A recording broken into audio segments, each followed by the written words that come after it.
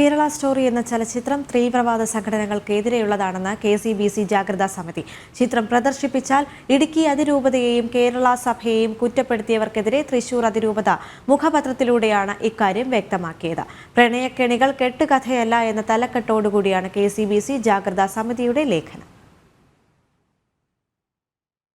തൃശൂർ അതിരൂപത മുഖപത്രമായ കത്തോലിക്ക സഭയുടെ മെയിലക്കത്തിലാണ് വാദങ്ങൾക്ക് മറുപടി എന്ന രീതിയിൽ KCBC ജാഗ്രതാ സമിതിയുടെ ലേഖനം. കേരള സ്റ്റോറി ഒരു വാസ്തവമാണെന്നും അത് തീവ്രവാദ സംഘടനകൾക്ക് എതിരെയുള്ളതാണെന്നും ലേഖനത്തിൽ പറയുന്നു.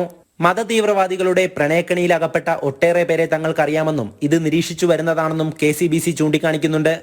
മതം മാറുകയും തീവ്രവാദികളുടെ പാളയത്തിൽ എത്തിച്ചേരുകയും ചെയ്ത ഒരു പെൺകുട്ടിയുടെ കഥയാണ് കേരള സ്റ്റോറി എന്ന ചലച്ചിത്രം.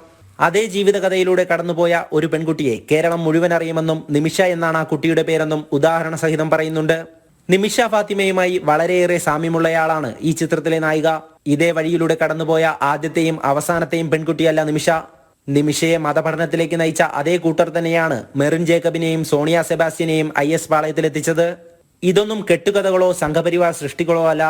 കേരള സ്റ്റോറിയിലൂടെ മുന്നോട്ട് വയ്ക്കുന്ന ശക്തമായ വാദത്തിൽ സത്യമുണ്ട്. മുതിർന്ന കുട്ടികളുടെ ബോധവൽക്കരണത്തിനായാണ് ചിത്രം പ്രദർശിപ്പിച്ചത്. അതിനെതിരെ പലരും മുന്നോട്ട് വന്നപ്പോൾ അവർക്കുള്ള കൃത്യമായ മറുപടിയോടെയാണ് KCBC ജാഗ്രതാ സമിതിയുടെ വിശദീകരണം. ഇസ്ലാമിക് സ്റ്റേറ്റ് എന്ന ഭീകരവാദ സംഘടനയുടെ പ്രവർത്തനം ചിത്രത്തിൽ വ്യക്തമാണ്. ഭീകരവാദികളുടെ പ്രണയക്കണിയിൽ അകപ്പെടുന്ന പെൺകുട്ടികളുടെ ജീവിതം ചിത്രം തുറന്നു കാണിക്കുന്നു. ഇസ്ലാമിക തീവ്രവാദ സംഘടനകളുടെ പ്രവർത്തനങ്ങൾ ഇന്ന് പലരും കരുതുന്നതിനേക്കാൾ വ്യാപകമാണ്. കുട്ടികൾക്കായി കരുതൽ എന്ന പേരിൽ KCBC ജാഗ്രതാ സമിതിയുടെ നേതൃത്വത്തിൽ ഒരു ഹെൽപ്പ് ലൈൻ പ്രവർത്തിച്ചു വരുന്നതായും ലേഖനത്തിൽ പറയുന്നുണ്ട്.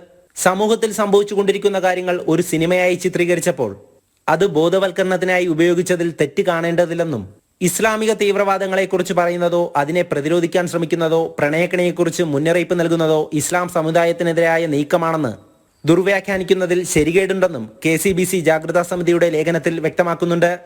ജനം, തൃശൂർ.